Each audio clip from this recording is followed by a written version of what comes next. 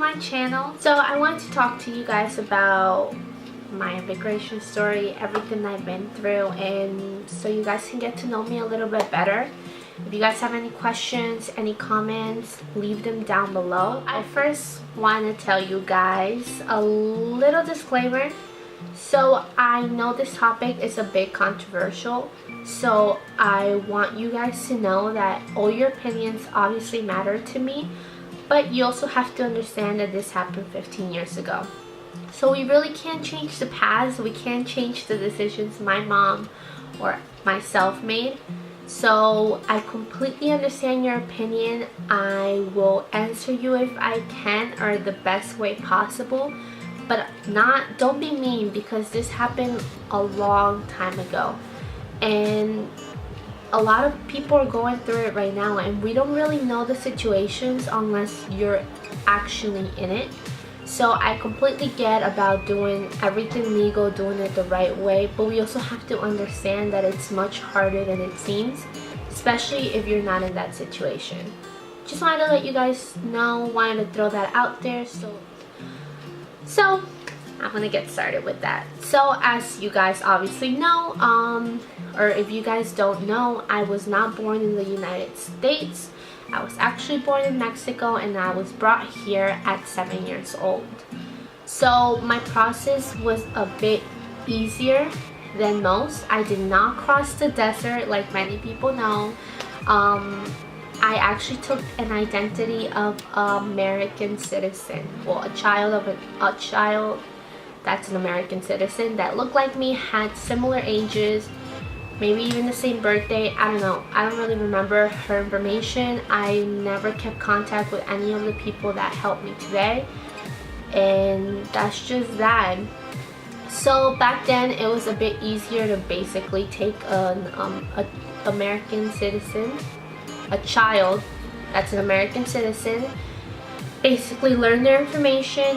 You cross with the parent, with the mom, whatever, and you cross the border, you arrive to the US, and your parents pick you up, and that's basically it. I know it sounds more simpler than it is, but it really isn't. It's actually much harder. People really don't know, and it's hard for you to understand if you haven't been there or you're not really aware of what or how the crossing the border process is. I memorized a girl's information. She was an American citizen. I memorized her birthday, her name,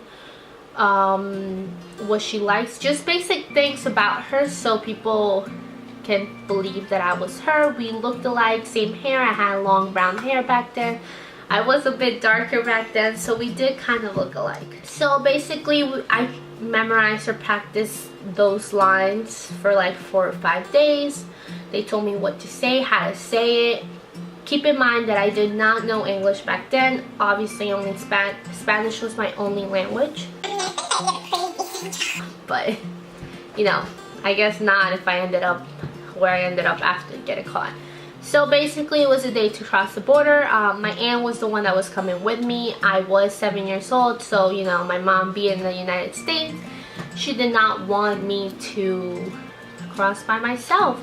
So my aunt decided that I was gonna cross first, just in case something happens. She was able to come back to Mexico or move in Mexico without worrying about crossing the border. I was in the co-pilot seat. I was with my mom. The police officer stopped us, asked me the questions that I had already memorized, and I knew he was gonna ask me. And then before we left, or we crossed basically across the border, I guess you can say, the police officer asked me what my mom's name was.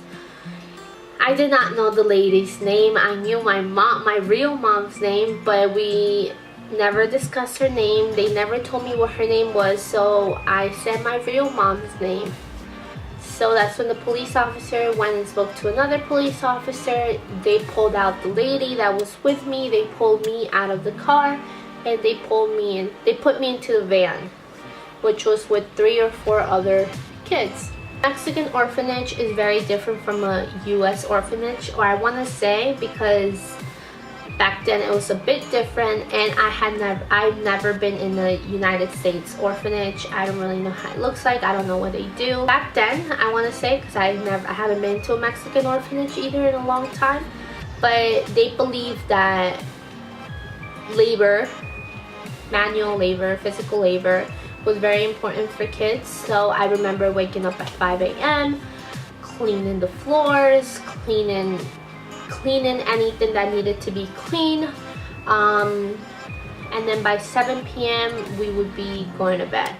Obviously we had different activities. I'm pretty sure we did learn stuff. We went to like school, but that was until 8 a.m. So we had from 5 to like 7:30 a.m. to do any labor work. Go to school from 8 a.m. I want to say maybe 3 p.m. I want to say that I tried to cross on a Monday. It took my aunt a week for her to come and find me. So that week, that Monday after the whole week I was in the orphanage, it was actually like visitation day, which means that parents that can't have kids or consider adopting, they come and visit orphanage, and we have to look our best.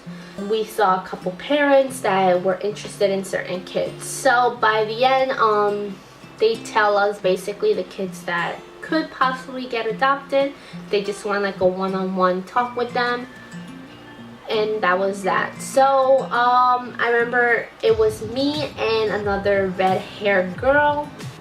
She was a very pretty girl. The parents were interested in, I guess, either one of us. And then the next day, which would have been Tuesday, I was or could have possibly been adopted, because that's when they make the final decision. It's very different in Mexico. I know in the United States it's a longer process, but in Mexico that was how it was back then. I'm not sure if it changed. I want to hope that it changed for the best. But like I said, I haven't been in one in over 15 years, so I'm not sure. So that Monday was when my aunt found me. She showed them the paperwork that we were family, or that I was her niece. Went back to the lady that was supposed to cross us again. This time we were with different family and we were in a van. I pretended to fall asleep, which I actually ended up falling asleep, and then we crossed and we arrived to LA. We arrived to LA October 30th of 2003, and I celebrated my first Halloween in the United States. Took a flight to New York November 1st of 2003. That's when I saw my mom. We went to her house, or to my house I guess, and that's just that. Now I go to elementary school, I went to middle school, I went to high school, and I'm in college right now. So basically my whole life has been here. I started working when I was 14, but technically I applied for a DACA, which is what I had before. If you guys don't know what DACA is, it's basically a work authorization for students, or for kids that have arrived to the United States before, I want to say before they turn 15 years old. So obviously I came when I was 7, I got approved, and I was able to legally work when I was 18, I want to say. Then from 18, I could lie, maybe 16, I don't remember, I'm not sure. Yeah, I'm not sure, either 16 or 18. After that, we found out about a law that basically 1 or 2 of your illegal parents neglect you in the United States, you can apply for citizenship, but obviously you gotta get your permanent residence first. But you apply basically for citizenship, showing them that either 1 or both of my parents neglected me. We said that my father had left us when I was 15, had no contact, didn't know what he was, didn't know he was alive.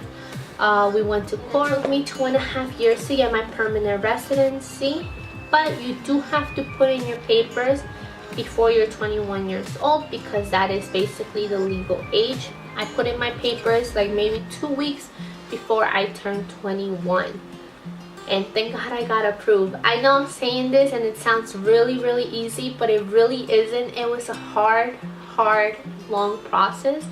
If you really want to count, it took me 15 years to get my permanent residence. Even if you go back to your country and apply for papers, apply to come here, it takes forever, and they basically never approve a visa or anything for you to come to this country, because Mexico is really bad. And yeah, everything that's going on right now, visas are not getting approved easily in Mexico. So it's hard either country that you're in, Mexico or the United States. So it's not that easy. I did want to let you guys know that if you guys live in the New York area and you have an easy access to go to New York City and you don't have money to pay a lawyer to renew your DACA, I do have some information, an email where you can send them. I did it. I did not pay any fee for the lawyer. It was basically law students or students that just got out of graduated law school. So they're basically doing this for free. I just had to pay the application fee that you pay when you renew your DACA. I will write to you and give you the email so you guys can hopefully make an appointment and get your DACA renewed without paying so much money. Now, I do want to say I am not an expert in immigration. I did graduate with a criminal justice degree, but it doesn't mean that I'm an expert. This is just my own personal experience. So just let you guys know that just because I went through it doesn't mean you're going to go through it the same way. It might be harder, it might be easier, it might take longer, it might not take as long as it took me. It all depends on your case, where you're from. I'm from Mexico, so generally it takes longer for people that are from Mexico to get papers, just because we are literally right across the border. If you think you can't go to school because you don't have papers, that's a lie. If you think you can't travel because you don't have a permanent residency, that's a lie. You can travel within the United States with any passport that you have. It doesn't matter if you're Mexican, Salvadorian, Cuban, European, Italian, doesn't matter who you are. If you don't have a non-US passport, you can still travel within the United States. So you can travel to any state that's part of the United States, including Puerto Rico and Hawaii. Just keep that in mind. I know it's not a lot of freedom, and yeah, you can go back to your country, but it's definitely something that most people don't know. Basically, my story as so far. I did go to Mexico in December. It was amazing. It has been 15 years since I haven't seen my family. It was a great experience. I can't wait to go back. I learned so much about my culture and where I'm from that it blew my mind. It makes me want to go back. Keep in mind that I did grow up in the United States, so even though I'm not a citizen and I did just get my permanent residency, I do consider myself more American than Mexican. Before you guys comment, before you tell me that I'm still illegal, I'm an immigrant, whatever, yes, I'm always gonna be an immigrant. I am very proud of that. I'm proud of being Mexican. I'm proud of where I'm from, and I want to learn more about where I was born and my culture. But also keep in mind that all my life I have been here. I speak English very well. I can read, write English. I can defend myself in English without a problem. Just like I can defend myself in Spanish without a problem. I'm bilingual. I'm good at it. And I like being that way. I like to fight for people who don't have the opportunity that I have at the moment. Please leave comments down below, or DM me or contact me in any of my social media. I hope you guys enjoyed this video. Please leave comments down below and hit that like button, and don't forget to subscribe to my channel to see more of me. And if you like this type of content, thank you guys for watching this video, and I will see you guys soon. Bye.